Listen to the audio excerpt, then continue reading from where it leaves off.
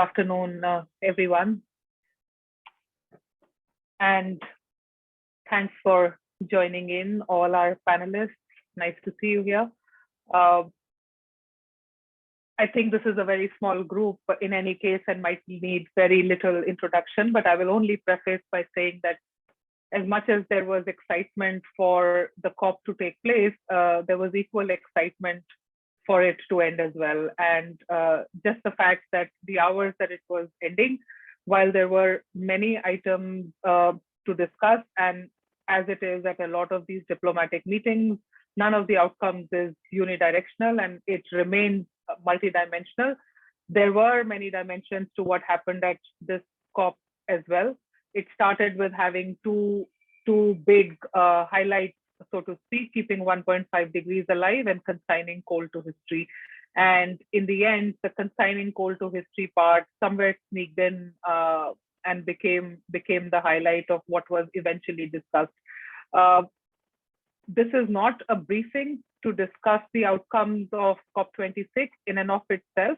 That involves several other issues on how countries are seeking ambition, what are the timeframes that have been established to do that, what happened on other issues like adaptation, loss and damage, and finance. Those are equally important and very crucial. We will hold another briefing next week.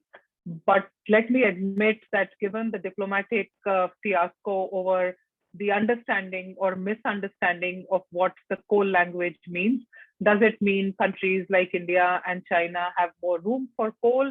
Does it mean that in real economy, things will not be so different, whatever the legal speak is? We wanted to focus the next 1 hour that we have to basically talk about the implications of COP26 on coal power in India and what it means in terms of energy transition.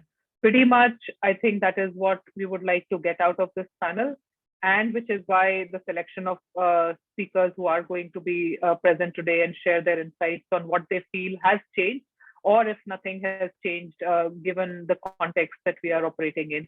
Maybe I don't need to also speak too much now, but I will start with you, Ulka.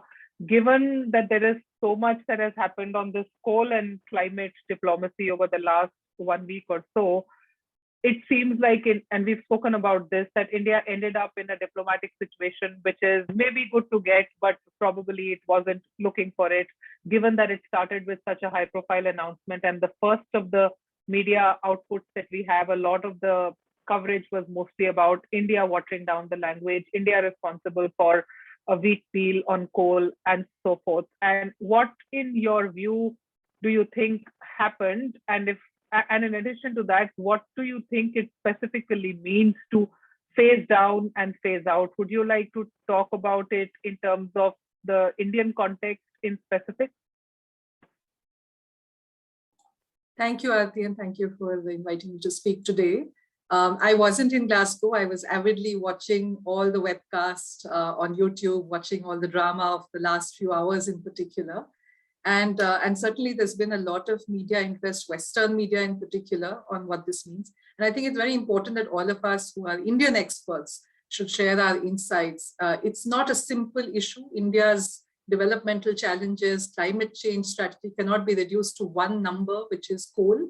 And I think all of us today will be trying to unpack this and explain different aspects of this issue and all the complexities that go with it. So I wanted to share my screen and show a couple of things. But before that, let me just preface by saying that 2022 is going to be a really big year for India. All countries have been encouraged to submit an updated NDC that is aligned with the temperature goal of the Paris Agreement. All countries are requested to submit their long-term strategies if they have not already done so. And with the finalization of the rules of Article 6, that is international climate trading, and 2013 having been finalized as the cutoff year, that is, India can sell CDM credits from projects from 2013 onwards. We now have something like 4 million carbon credits, 4 million tons of CO2 from projects that were registered after 2013. Now, the eligibility of these is still to be decided. So you could think of it as a kind of ballpark figure. But definitely it would be interesting to go into the issue of carbon markets as well. Let me come to the discussion about coal. Could someone let me know if you're able to see the screen? Yes. Yeah, great. So this is a kind of, this is a model that's on the web. Anybody can go and play with it. It's not a forecast. These are scenario projections, what if? And this is a kind of reference scenario, a kind of business as usual scenario where we try to look at what market forces would lead to. We know that renewables are becoming cost competitive compared to coal, but market forces alone do not take us to this 500 gigawatt target of installed capacity. So just to start with, even that is a fairly ambitious target. It is not something that is guaranteed to happen automatically. What market forces will take us to is something like 430 gigawatts of renewable energy and hydro, which means that we have in 2030, 57% of our capacity coming from non-fossil fuel sources and about 40% generation of electricity coming from non-fossil fuel sources. But you can see over here, this gray band of coal continuing all the way to 2050 in this business as usual kind of scenario. And I'm sure other speakers will speak more about what this means, what are the plans for retirement of coal power plants as they become old, outdated, and inefficient, and whether we need to build new coal power capacity. But basically, the moral of this particular chart is that unless we are able to store the renewable electricity that we generate, unless we're able to really massively scale up storage of RE, we will need to have that band of coal continuing in the foreseeable future in order to meet the energy needs of our population. So that's the first message. Let me just talk a little bit about what this means for coal in particular. So let's just go down to this one, and let's just look at hard coal consumption. Now this coal is from the power sector, as well as from the industrial sector. And you can see that, say, from 2020 to 2030, there is an increase in the need for coal. And then it will keep on rising to 2050. So obviously, this is something that, we always argue that we have domestic resources, domestic sources of coal. But if you look at how much India is spending on the import of coal, so let me get rid of everything else except coal. And you can see that our imports of coal, the expenditure is something like, I think right now it's about under 1 lakh crore a year, and this might go up to 3 lakh crores a year by 2050. There's another aspect to the use of coal in power plants, and let me just show you that, which is if you see this gray chunk, this is basically the amount of water that power plants use for fresh water, for cooling, basically as they run. So there are many different aspects of this. And so it's an issue. I mean, air pollution, of course, you're all completely aware of, so I won't repeat that. So let's just think of this in terms of whether we have an alternative scenario, and I'm calling it a long-term decarbonization scenario. It's something like a 2070 net zero scenario. It's not exactly designed to be that, but it's an alternative future, one in which we try to phase down coal. And let's see what that looks like, right? So I'm going to go back to the chart that I showed you earlier on. Remember, there was that gray band of coal continuing at around 200 gigawatts of capacity all the way to 2050. And here you have coal getting kind of slowly phased down and around 2040, sort of being replaced by other sources of electricity, even as we try to meet the electricity needs of our population. Now, how does this happen? This happens with a number of different policy levers being adjusted in this model. We are saying that we need to have a kind of RPO, like a renewable purchase obligation, like a minimum standard for the purchase of renewable energy of 75%. So the assumption here is that 75% of the electricity generation has to be renewable electricity. This is way above what we have right now. We're also introducing a carbon tax, slowly increasing from now to 5,000 rupees per ton of CO2 in 2050. So somewhere slowly increasing around 2030, maybe it will be 1,000 rupees or something like that. So, but that is something that will have an economy-wide effect and will also, change the playing field between fossil electricity and non-fossil electricity.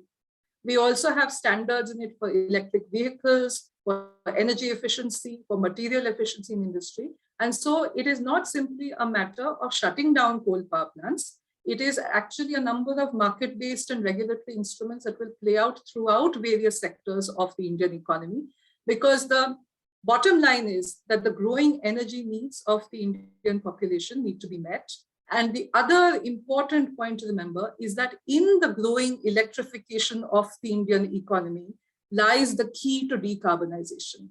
As we electrify more, that electricity can come from renewable sources, whether it is to run vehicles or appliances or to change feedstock in industry.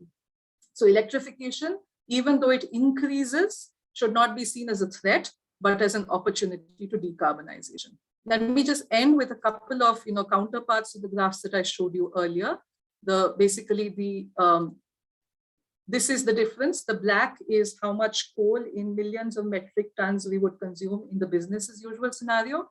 And the green is this alternative, low carbon scenario.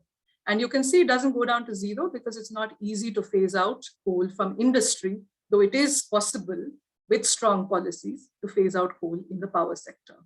I think I'll just end with that and be happy to take more questions afterwards. Thanks, Aditya. I'll stop sharing my screen. Thanks, Ulka.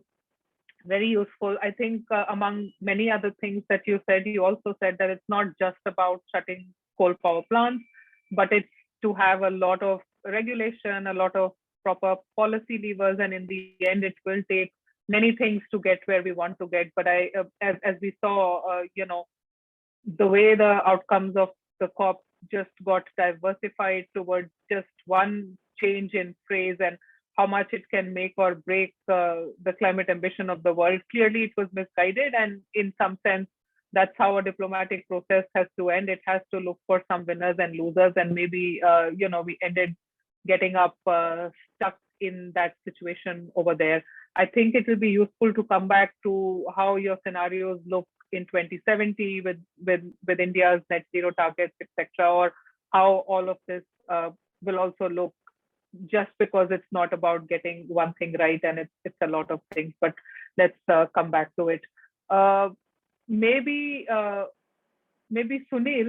you guys did an analysis just very recently, and the minimum that I could see of it, it just made very good sense of how you try to bring together, I think, not just India, but across the world, how the implications of the Glasgow COP will be on coal power. Would you want to talk a little bit about what's your analysis on coal expansion plans in India versus renewable scale up? How much India will have to deliver domestically, and where does it all stack up for India? Does that language of phase down, phase out make a difference? Are we on a good path already? Thanks, Aditya, and thanks, Ulka, for that really nice intro with the statistics which you presented. To start with, I would say that India at an international platform committing to net zero and then going into accepting the term coal phase down was also a thing or something which we as experts or people working in the sector also did expect. Although when India made this statement on that will be phasing down coal, it was also very convenient for India if we could have said that while we phase down during this decade, somewhere in between we'll be achieving the peaking coal year, at least in terms of installed capacity or generation from coal, because that's evident to happen when you are phasing down coal. And with that kind of statement, the kind of criticism which India has got could have been mellowed down or reduced at an international platform. But anyways, coming back to what does the phase down mean for India, particularly in context of 500 gigawatt renewable, which we said we'll be installing by 2030. And whatever I say is based on the premise that we install this 500 gigawatt, because if you don't do that, then all these analysis will be a waste of time.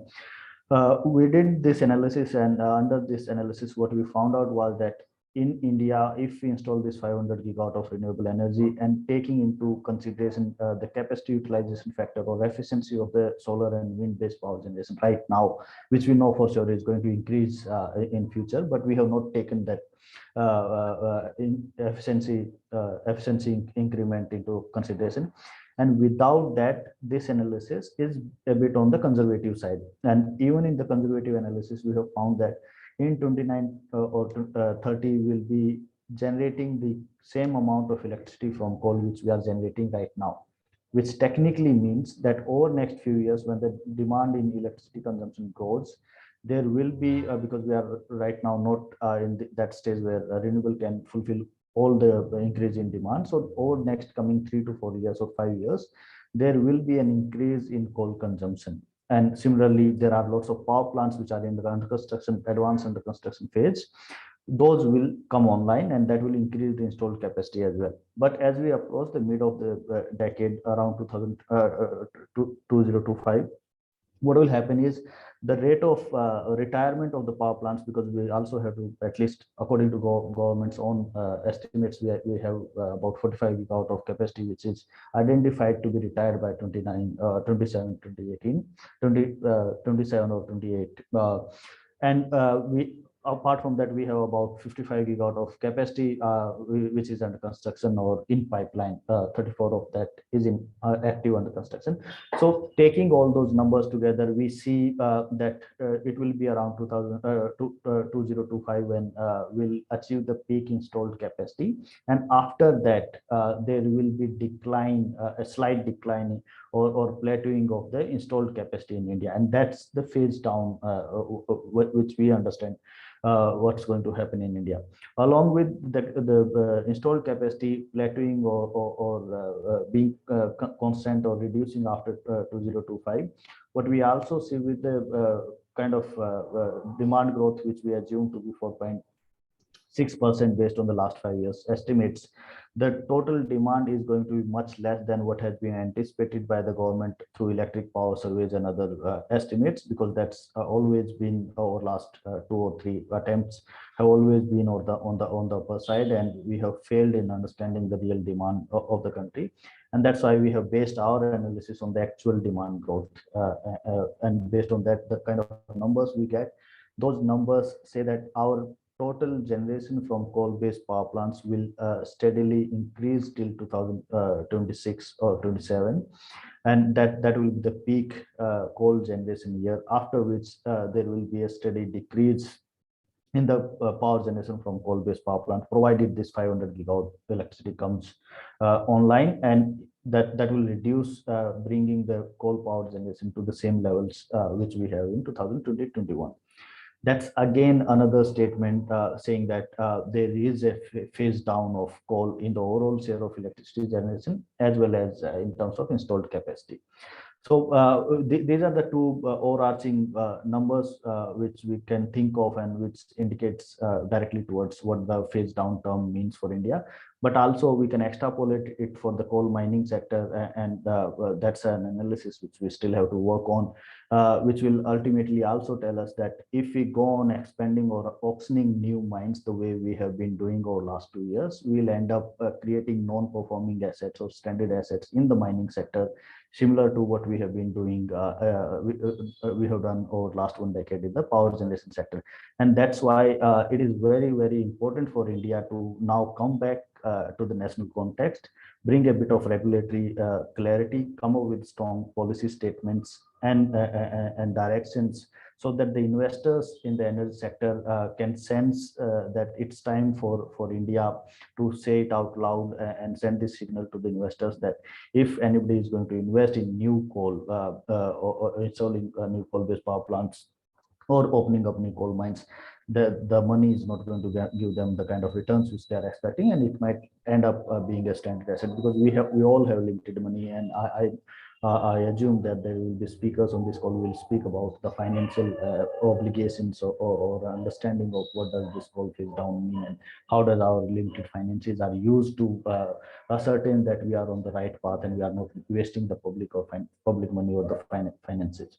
So again, I'll end up with saying that next year when we go back to COP is a time which we all have to look forward to, and I assume after making these statements, coming back, doing the mathematics or statistical analysis of what does it mean for coal-based power generation sector, installed capacity as well as generation, India will be in a much stronger position to say or talk about a coal peaking year, which will be around mid this decade, around 2025 in the installed capacity, 26, 27 in the total generation capacity, and that statement would be a big statement for the global community and even for the investors within India.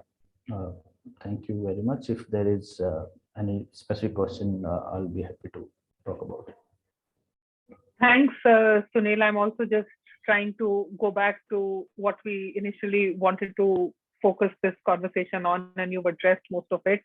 Definitely, the Glasgow Pact is only about power generation. And like you said, it does not talk about the coal mining sector as such. And maybe, that's also a thing which will take off itself, but at least domestically or even investment-wise, that will be a thing for, India to keep an eye on, that you don't want to create further stranded assets in the mining sector as you have in the generation sector already. So I think maybe that will be the driver for where money and the future investments will lie, and things will move on their own with or without the legal speak of the UNFCCC, so to say. And, but that's only an assumption.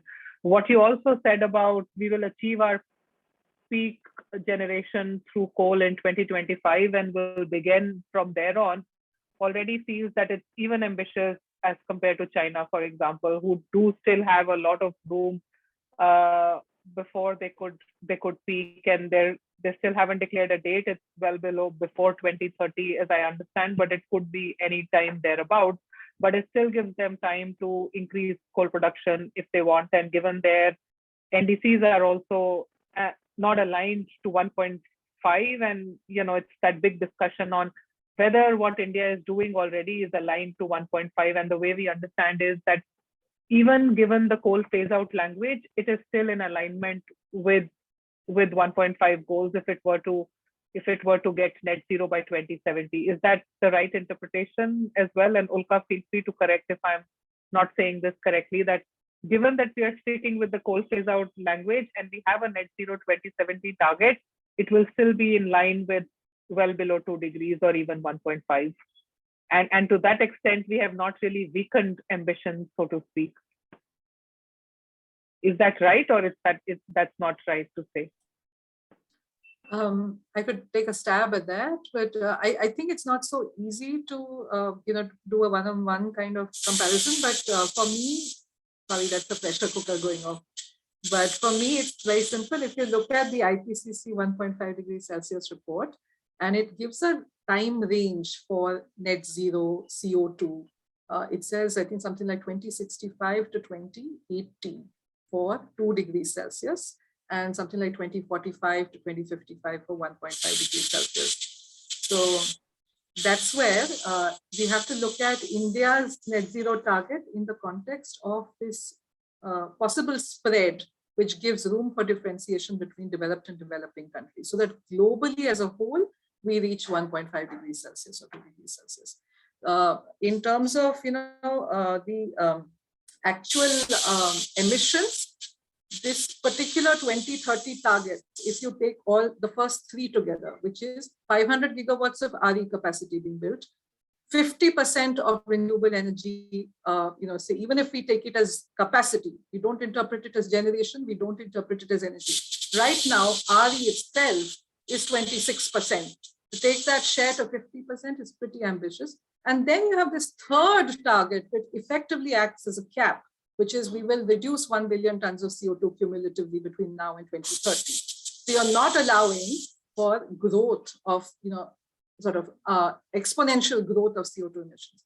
And all of these taken together show, as Sunil was also referring to, that in this decade alone, our CO2 emissions from the power sector are kind of flattening out. They are not growing, in an uncontrolled way. So you're right that compared to many other countries which are hoping that some kind of miracle will happen in 2031 that will take them to net zero in 2050, India's targets are much more aligned, much better aligned with the global net zero that is required for the 1.5 degrees scenario. But as I said, many other things need to happen in the world. you can't just connect it. I mean, I'm sure other people do, but I can't connect it directly between India's actions and what happens to the 1.5 target. Thanks. Also, I would just like to add this one line. For India, what matters much more than what we committed at COP is that coal has a lot of local impacts, the health impacts, air pollution impacts. And that's where I think even when we have this 200 or 25 gigawatt of capacity in 27, 28 of coal, how much of it is going to be the way it is uncontrolled, polluting coal-based power, or it's going to be controlled in an efficient way. And if we do so, that will also require certain investments going into the coal sector. And that's wherein right now, when we stand at this juncture of having 55 gigawatt of coal-based capacity in the pipeline, still in the pipeline, and we have to retire this 45 gigawatt of power plants which are old and inefficient.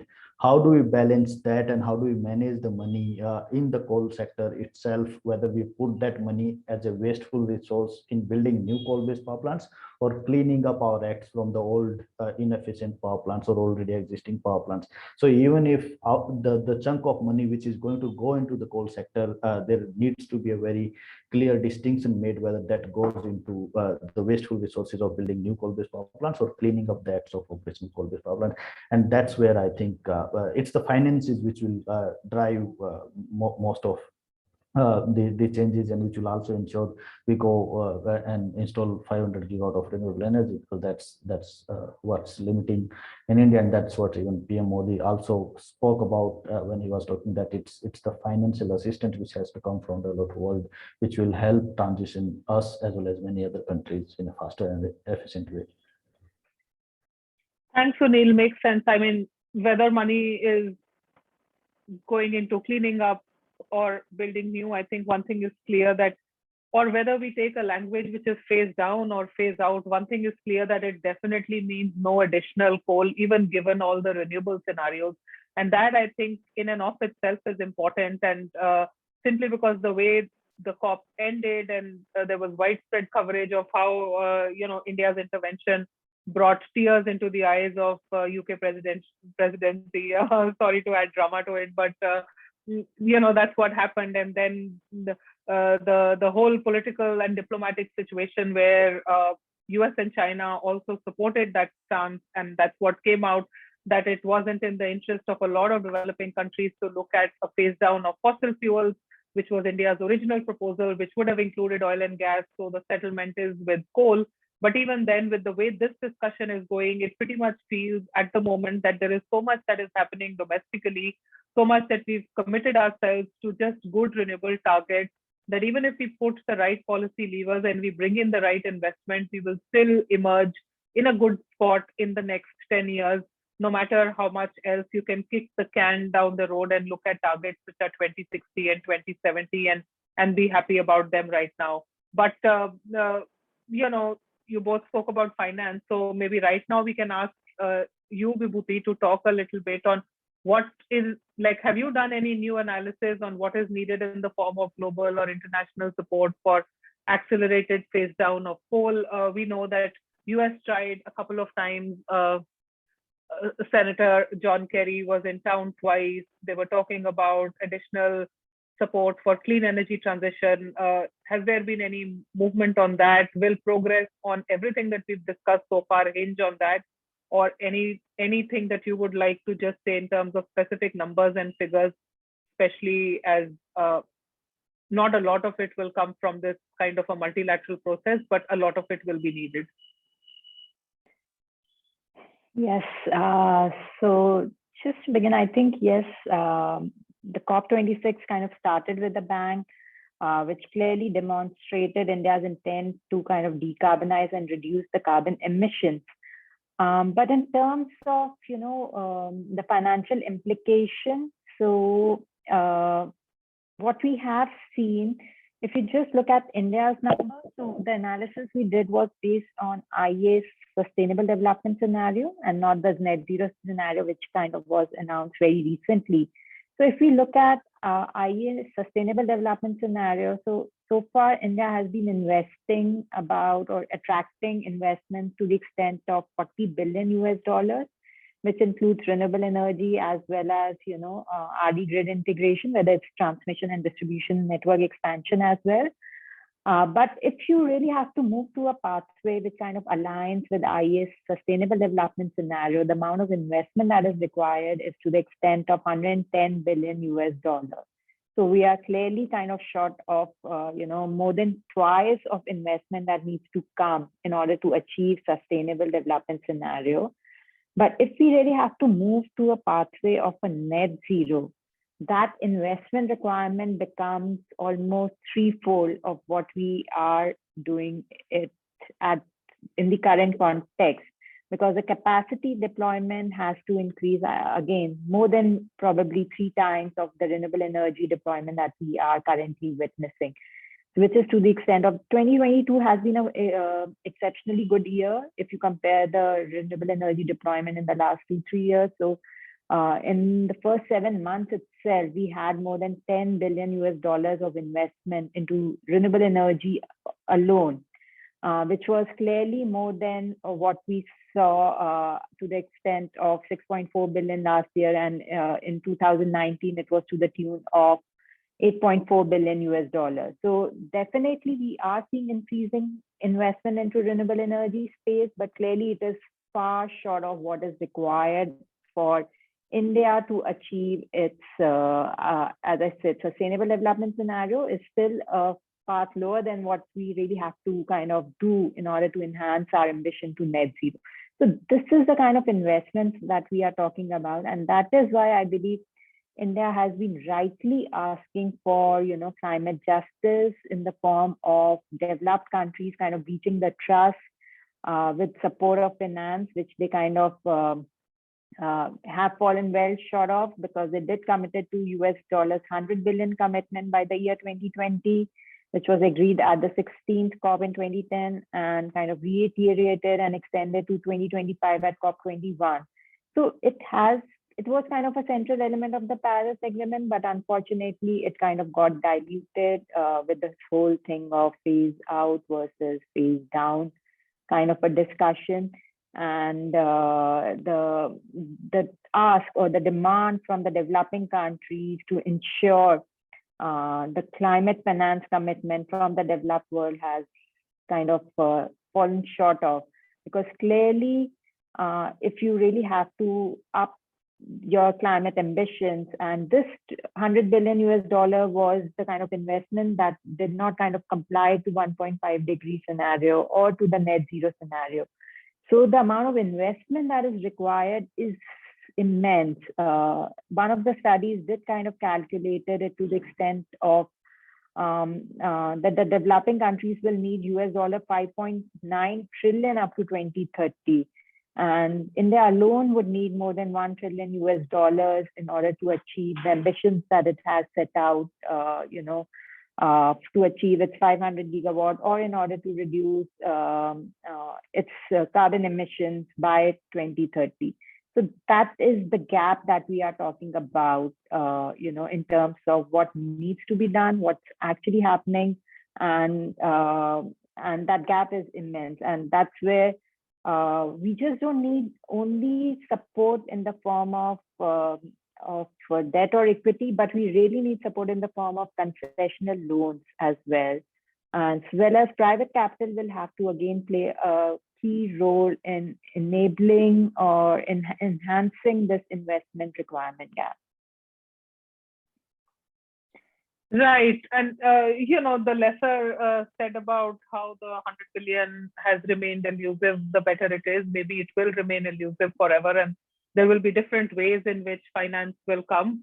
I don't know too many details, but I do know that there was some kind of a discussion to encourage even the multilateral institutions that you do more concessional grants and you don't do loans. And then Ulka mentioned about this also, that Glasgow COP26 work program that has been created. I think that was in reference to finance as well, partly. But all said and done, I mean, Navroz wrote his op-ed today in the Hindu and called the UN language of deep regret, like a diplomatic slap on the face of developed countries. So if that can make some of us happy, then that slap is in the Glasgow Pact, where there is deep regret of 100 billion not being delivered. But I think the rest of the matter is, like you said, Vibhuti, 10 billion have already flown in. $1 trillion in 10 years is needed roughly, according to your estimates of IEA scenario alignment. Is that what you said? 110 billion per year, right? For renewable energy, it would be about 400 to 500 billion US dollars. So not really 1 trillion. 1 trillion would be in order to, further another 2 to 3 decades is the 1 trillion investment requirement. It could be a little higher than 1 trillion if we really have to invest heavily in battery storage, green hydrogen, etc. But 2030, it's about 450 to 500 billion US dollar investment that would be required. And this is for India? This is for India. And mind you, the 1 trillion that our Prime Minister spoke about is still slightly unclear on whether that demand was made for on behalf of the developing and vulnerable, or was it that demand only for India? It's a question of how you want to interpret it at the moment. Maybe it will only become clear when the NDCs get submitted or not, but that's where it is. I only just wanted to just come back to that point on everything on what you said also at least makes a clear case that whichever scenario you're adopting, you will need money, but ultimately no more coal will happen.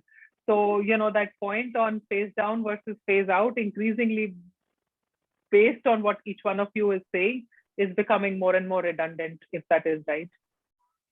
That's clearly right. And I would say, it's just kind of interrelated. The term, phase down literally means that the coal capacity now needs to reduce. So phase out definitely cannot happen overnight. So it will take time, and phase down is moving in that direction and kind of part of an eventual phase out. So you start with a phase down and then you'll end up doing phase out. So I think it's a step in the right direction. And given India's huge, energy needs and other social objectives that the country has to meet, it is very difficult for India to commit a complete phase out at this stage. But gradually, when the other technologies will become commercially viable, and that's what kind of Ulka talked about, the different scenarios, if other technologies are able to substitute or are able to play that role, which, as a base load, or for integrating RE as a more reliable source of supply, I think that's when the policymakers or the government officials would be more confident in kind of committing. As of now, those are not commercially viable solutions. They are quite expensive. So just committing to switching to those solutions is difficult at this point of time, but maybe 2-3 years down the line, when the commercial viability drastically improves with the technology innovations or with the economies of scale, we could see that switch happening. Nobody expected India to announce net zero. Nobody expected India to. So these are all eventual and gradual steps that we will see kind of being announced in the coming years, is what I feel. Fair enough. And actually, nobody even expected that coal will be such a highlight of the Glasgow Pact. It wasn't supposed to be.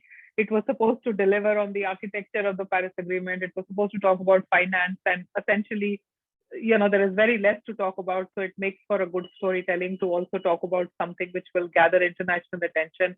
And it rightly has. It rightly did what it was meant to deliver in the end game. Akhilesh, can I come to you? Vibhuti talked about like all of these things being in place in the next couple of years, storage, battery technology, etc. And from your technocratic as well as developmental view, what do you think is ideal with respect to the coal situation? And I'm not missing the fact that whatever happens in Gujarat will happen in the country tomorrow. So Atmanirbhar Gujarat will make an Atmanirbhar India. But connecting those dots is important. How are you seeing things in the home state as well? So thanks, Ati. So Gujarat has already announced no new coal. All of us know this. So we did an analysis. We ran a 15-minute model for the year 2030, based on, of course, a host of assumptions, right? The analysis is very clear. It's very, very clear. If our demand growth, that is from the power sector, grows anywhere between 3 to 5%, we can't do both. We can't add new coal capacity and do 450 gigawatts is what the analysis we did it on, not 500. 450 gigawatts translates to 45 gigawatts of capacity in Gujarat. So 10% of that target. We can't do both. So it's really either or. And our analysis suggests that we're already beyond, we've already peaked coal in Gujarat. We don't need any new coal power plants for sure.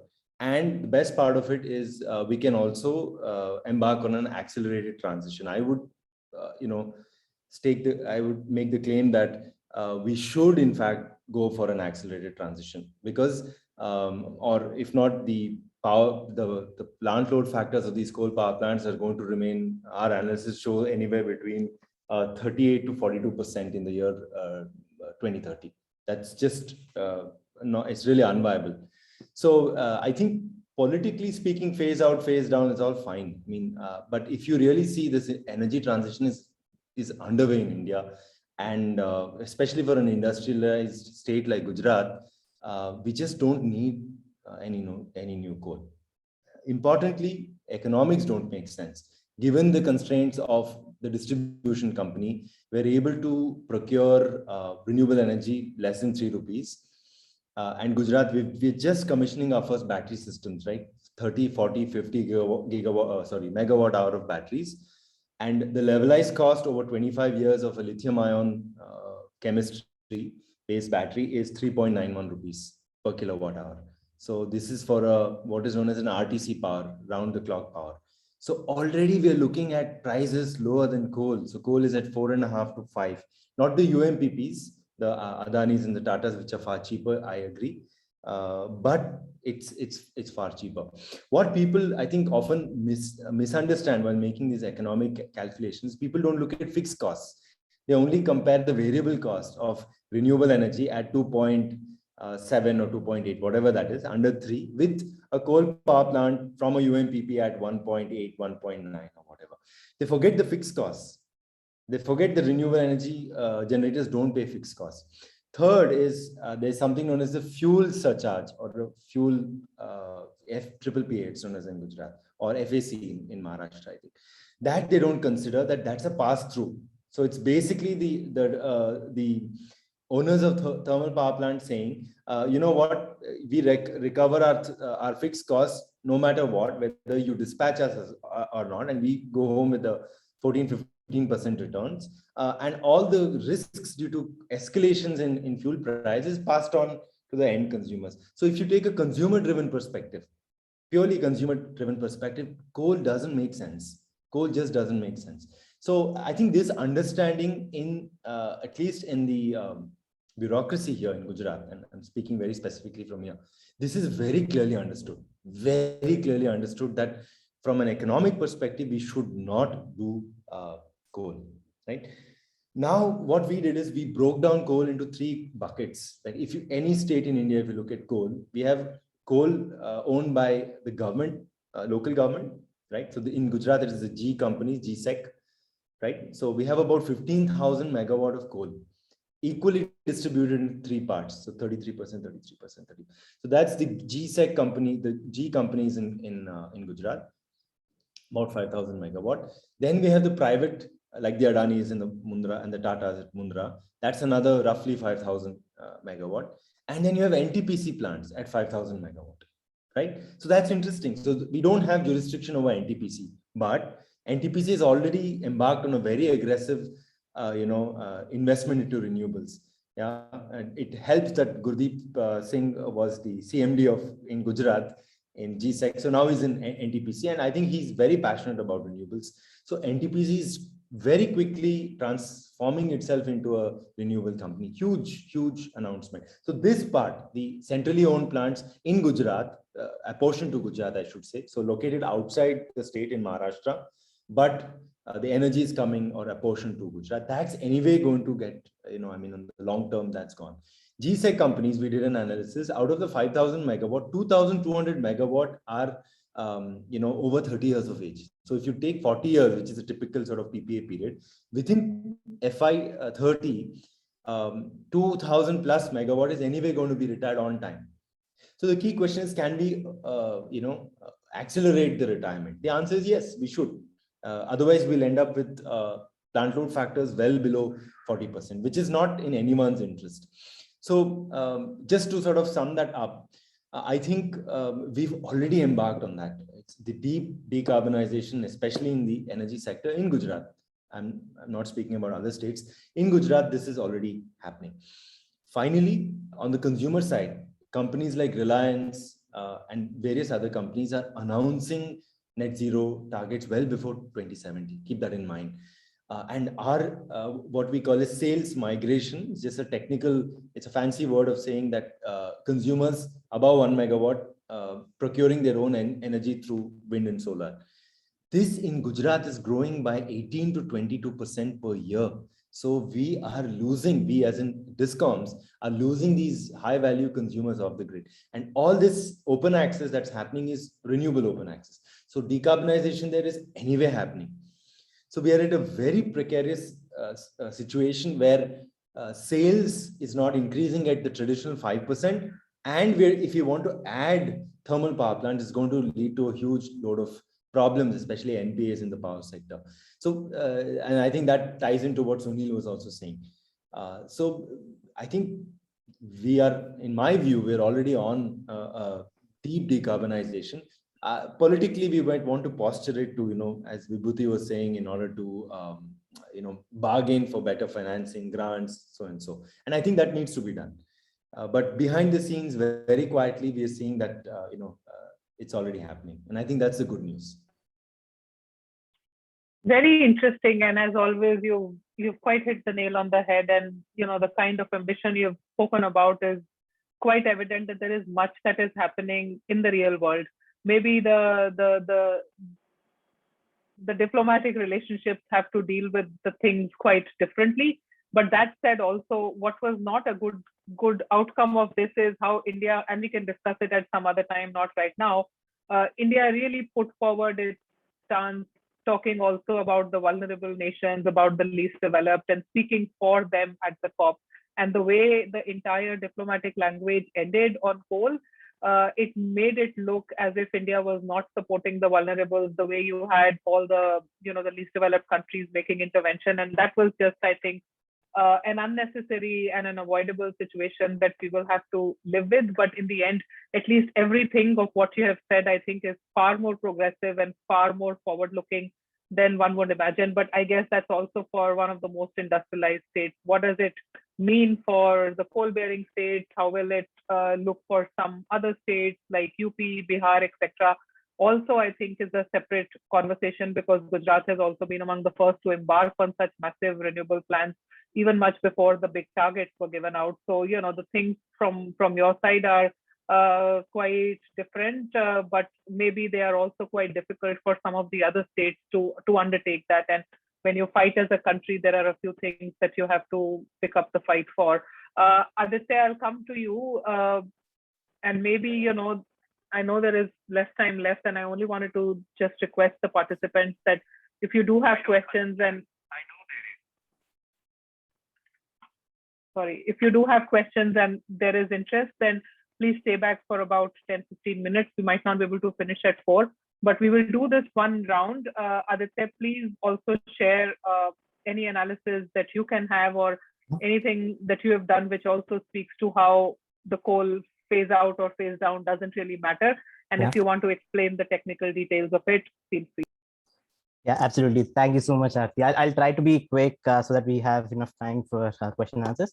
I want to kind of preface this whole conversation by throwing a couple of facts. So the first is that, the NDCs, which are under Paris Agreement right now, they kind of will lead to an increase of 13% in carbon CO2 emissions by 2030, whereas we need to be at minus 45% by 2030 to actually be 1.5 degrees compliant. And the fact is that human activities have already caused 1.1 degree centigrade warming. So we are pretty close to the edge of the cliff. Having said that, I think India announcing a phase down, I think that is still quite significant. Just a few years back, people were talking about coal needing to expand, and we find ourselves few years back, even earlier this year, we kind of released a report titled "Peaking Coal in India," and then the talk was more about how do you reduce further expansion. But now we are at a stage where data is actually even Sunil's data is kind of showing that we are now at a stage where if we deliver on the existing targets, the renewable targets, I think we will be able to peak and also think about phasing down coal in this decade. So for that reason, I think it is quite significant. And another thing is that India also signed the compact, and everybody agreed to come back to the NDC targets by 2030, like Ulka mentioned. So India focus will be, spotlight will be on India, because it ended with a lot of fire on India. I think the next COP is going to start with a lot of focus on India. So what India needs right now is to start working on a plan. So to kind of keep the whole story short, I think India can actually do three things right away. The first is basically on the back of Sunil's Sunil's presentation. I think what I can say is that it is very important for India to deliver on the targets. It's important for India to deliver on the 175 gigawatt target and to deliver on 450 gigawatt target. Akhilesh talked about Gujarat's model, and I think that is one of the success stories, so to speak. But there are states like Uttar Pradesh, Madhya Pradesh, Maharashtra, where we are seeing progress of almost 30%, 40%, 45%. So I think we need to remove those barriers, and a lot of states are not moving in consonance with the central policies. So I think addressing those barriers to RE, I think that is paramount. And that kind of brings me to the second point, which is that the second thing that India can do is actually to basically double down on their plans to retire older plants greater than 25 years. I think India has been flirting with that idea, but it is not something which is not materialized. I think India is now in a position where it can meet its future demand by retiring plants, and not just retiring plants. It can actually another report recently we found that it can actually even cancel 27 gigawatts of newly proposed plants as well. So and do that, or do all that without compromising energy security in the future. But for all that to happen, I think what is important is for India to deliver on its renewables targets. So I can't stress enough how important that is. And the third thing is kind of touching upon what Vibhuti has already spoken about on finance. She explained more thoroughly what kind of finance might be needed. But one thing which I wanted to point out is that the clause 36 of the compact not just talks about phase down, but it also says that international community, the commitment on their part to actually support for just transition in developing world. So I think there is in India, what India needs to do is to basically sit down with the international community, developed world, and work out a deal, and then. Yeah, so and if that is possible, CIF has already said that it is going to work with India. If South Africa template is already there for a deal to be done. So if India can also work on a deal, I think coal phase down is not as distant a dream as a lot of people think. At least that is what I feel. I'll keep it at that, just to give ourselves some time to answer a few questions. Sure, and Vibhuti, you have to go, but Aditya just spoke about that deal. If we could crack something, and at least in the corridors, you could hear that US also came to India twice, but India is not prepared to seek that funding yet. I mean, I think that's quite spiritual and philosophical, that we are not prepared to seek what the US would want to give. But what's the reality on this? Is there anything? No, I'm not aware of how. I mean, the diplomatic relations would be key, but definitely India needs that money. And I think that the terms are something which there could be some disagreement, and that's why it's kind of holding off. Otherwise, India definitely needs funding from all these MDBs, from country to country, financing at much reasonable rates. So definitely there is a need to kind of agree and get better terms on government to government basis to attract more finance.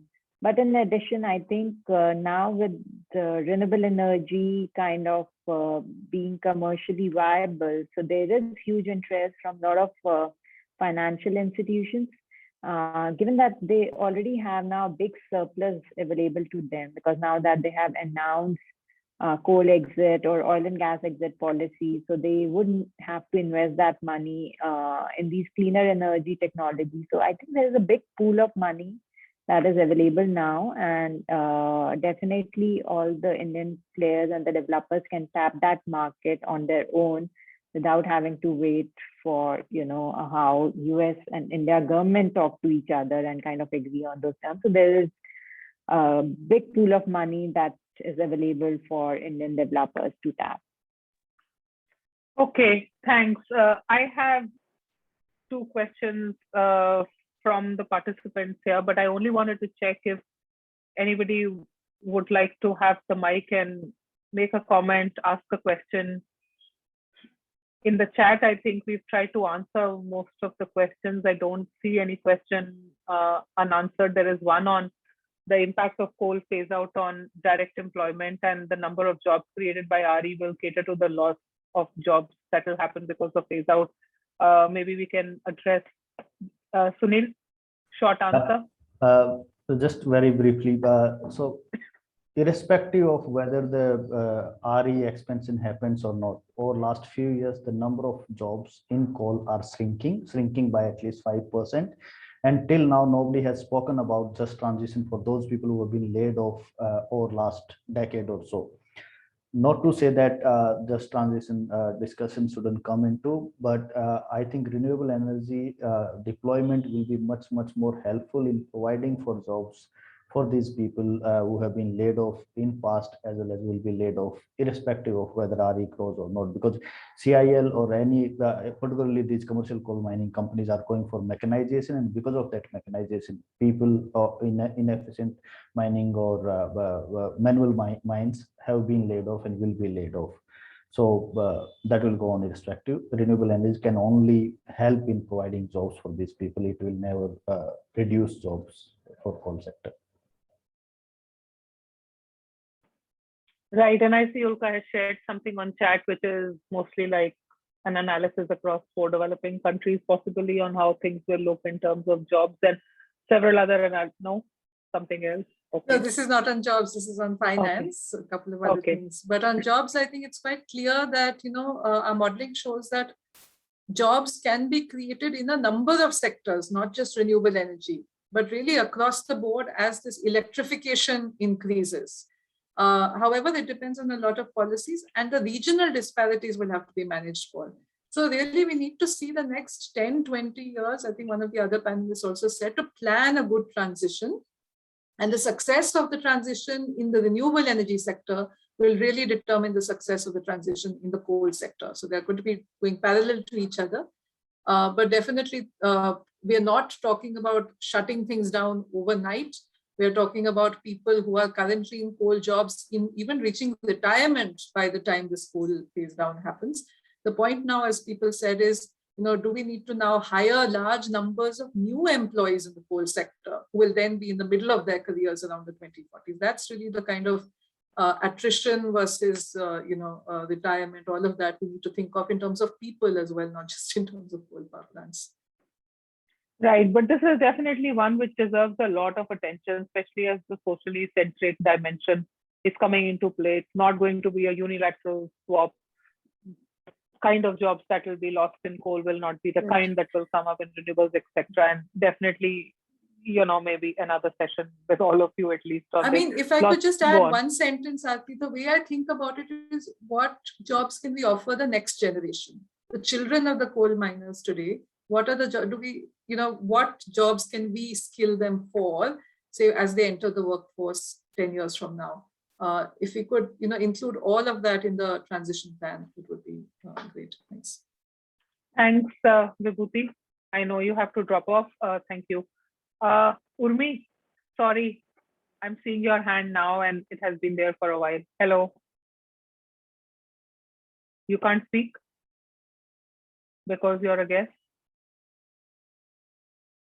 Yeah. Yeah, can you hear me now? Very well, yes. Oh, thanks. So, Vibhuti is gone, but my question then is to the other economists on the panel.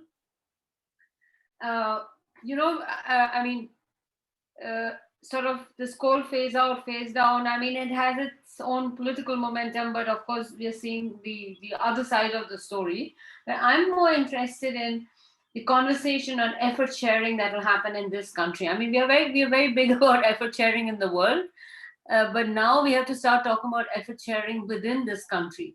And I'm wondering what kind of work is happening on that. I mean, clearly, if you hear the Gujarat story, Gujarat's like galloping ahead. But on the other side, Jharkhand or West Bengal are still in another age. So how do we, is that conversation beginning, or where are we on that conversation, the effort sharing conversation? The historical responsibility and or whatever. The historical responsibility is a little too much, but the effort sharing part of the conversation needs to happen. So where are we on that? Internally, that is. Ulka, do you want to, Akhilesh, come in, please. Ulka, do you want to go ahead? Okay. I don't have an answer. Okay, great question. And the frank answer to that is it's very poor, right? So we don't see, just think about it. We don't have a good platform internally for states to share their experiences at all. And this sense of the strength of the federal republic is really, but this is a personal opinion. I don't see a strong federalism, happening here at all. And it's also evident in terms of disparities. You look at any indicators, human development indicators, economic output, energy per capita energy, consumption, huge disparities in India. And I think that's a larger debate in terms of what our model of development is going to be, and perhaps beyond the scope of this panel. Nevertheless, what we should do, and I think the electrification, yojanas that have happened, the schemes for massive electrification, bringing people onto the grid, I think that's a positive step.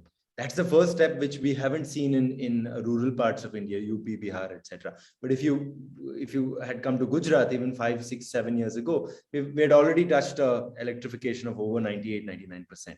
So now with that happening, I think that could be the precursor to really bring on board better, just better metering, better infrastructure, better distribution infrastructure, transmission infrastructure, which then could translate to the renewable energy story that we see in industrialized states like Gujarat, Maharashtra, Karnataka, Tamil Nadu. But this is just a hypothesis, and it needs, and certainly can be accelerated by this knowledge networks. Perhaps an interesting idea to do that. All of us, all of us have been working on the power sector on energy issues. I think that needs to be done. It's a great point. Aditya, if I could just offer a short response. Thinking from an economist perspective, thinking in terms of market-based instruments, I think carbon taxes can play an important role in doing that effort sharing. As the government of India loses fossil fuel tax revenue in this transition, a carbon tax that covers industrial processes and not just energy use, if properly recycled, can play a role in the kind of effort sharing that you have in mind. But there are lots of ifs and buts, a lot of design of the carbon market that we need to go into it. Thanks. Ulka, now that you talk about carbon market and the fact that, the language in the COP decision also just mentions unabated coal, and we've seen how China is struggling to bring down coal. We've also seen actually US, surprisingly, coal prices are highest ever since 2009, and they're not using gas. And Financial Times reported today how they are using more coal and the prices are highest ever in 12 years. So it's really tough for even the best of the countries in the world, so to speak, to back down on coal power. And with all the, the market mechanisms, the carbon offsets, the ability to still set up abated coal, do you think that can have any implication on the lifeline of coal? feel free to answer anybody on the panel. I will ask 2 more questions which are coming on the side, and we will try and wrap up in 5 minutes. But on this question of carbon trading, unabated coal leaves the option of setting up new coal. And I just wanted to openly ask, will India add any new coal power plants in the next 10 years, in your view, or not?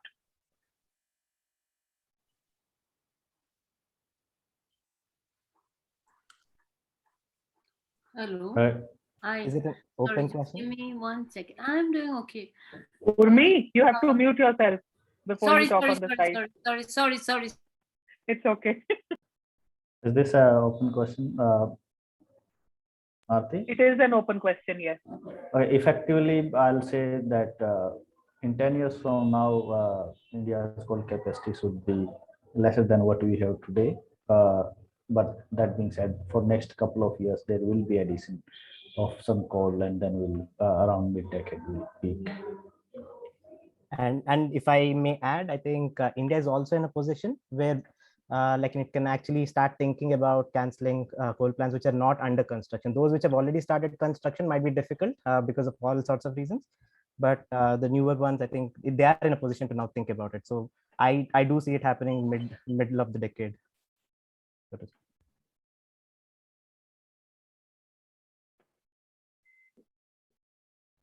And does that mean that the net coal capacity will increase or decrease, or we can't predict?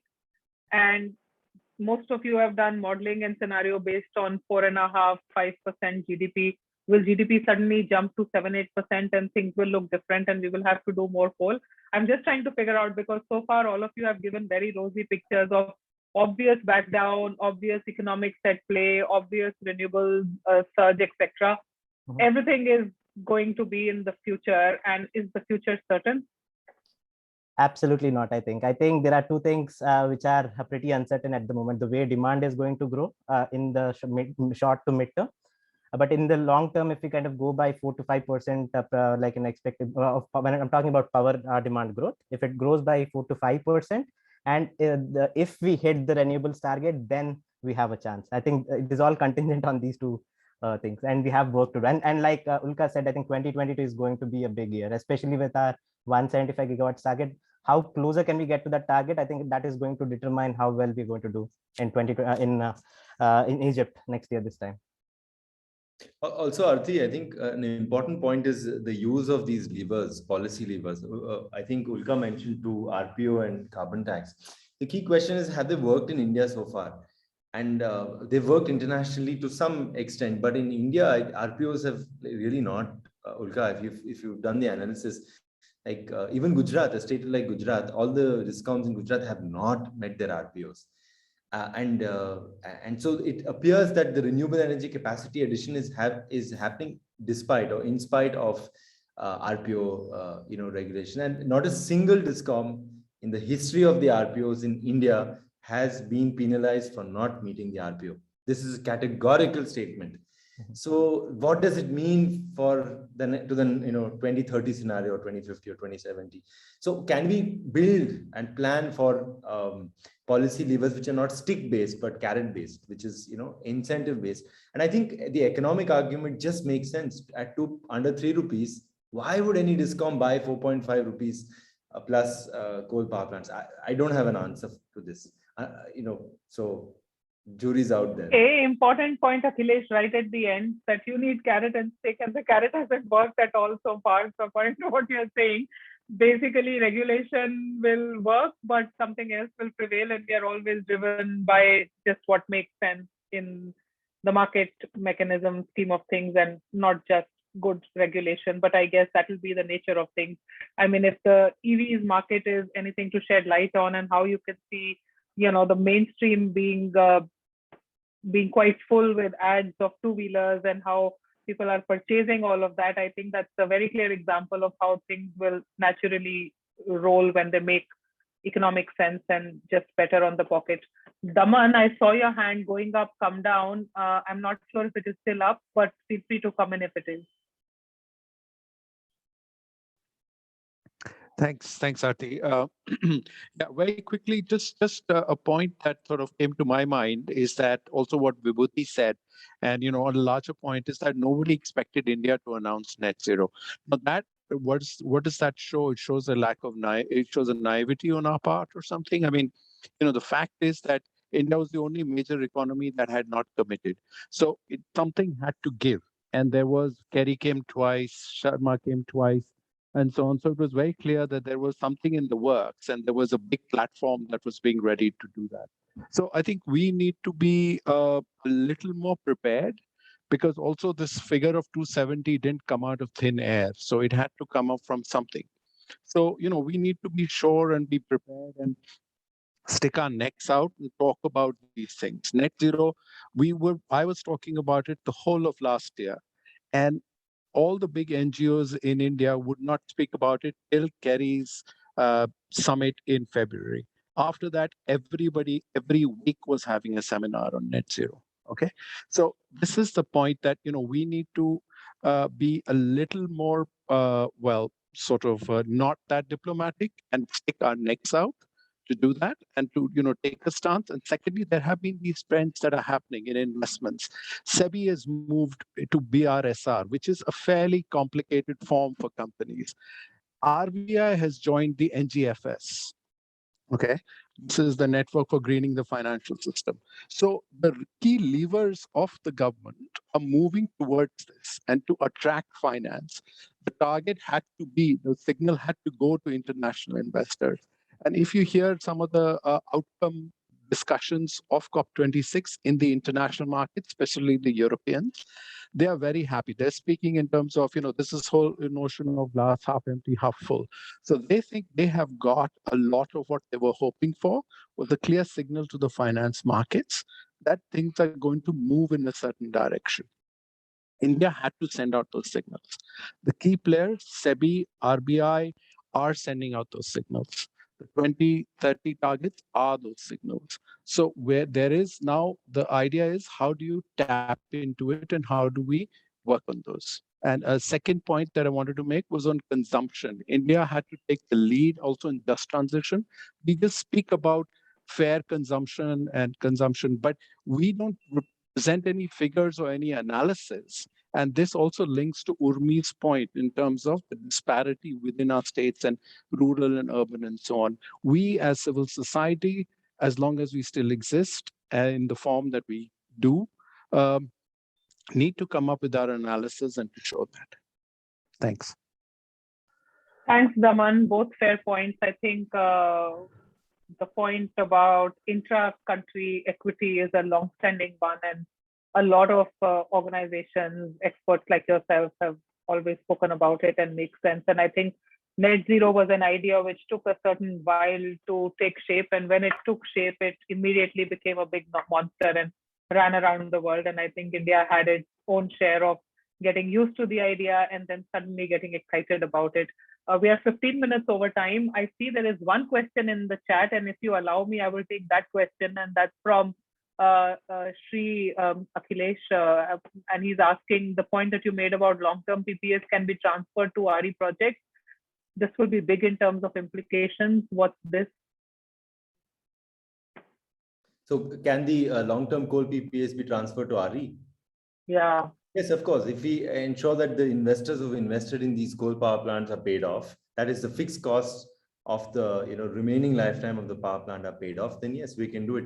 Question is who pays for it, right? And what is the mechanism in which this money? So do we announce a coal exit fund which can have international, international contribution? Perhaps yes, or we do it how India has been doing it. You amortize this over all the energy sales of that particular state over a certain period of time, and so consumers pay for it. Ideally, in my view, if given the lack of financial fund flows into India to support the transition, some of the richer states should pick up this ticket. So can we come up with an analysis of this? Yes, it can be done, and I think that can contribute to a state level understanding of how much would it cost for the state to go net zero or at least no coal in the power sector. That can be done, absolutely. Thanks, Akhilesh. I think we are also well over time. I have no right to summarize everything. We wanted to hold this conversation mostly because of the kind of attention the issue got at the end of the COP, and maybe to shed some light, and that it adequately has. All of you have recognized the importance of renewable pathways, and those solely will determine where we are or not in the next 10 years. That question on, Rishika, your question on Article 6 is the one on carbon markets.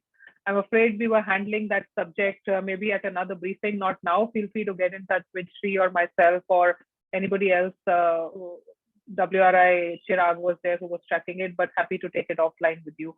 I'll just end. I think we will share with you some recordings and notes from whatever happened, and we will pick this conversation up for another session next week, where we will try and expand from just our emphasis on the coal part of the conversation to broadly what happened at the COP as well. And India called it a success. Our delegation was happy with the outcome. We went with a big bang.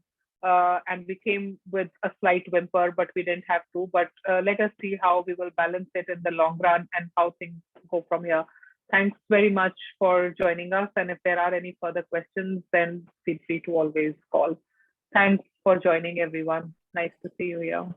Thank you. Thanks, Aditya, for moderating this. And have a good weekend. Bye-bye.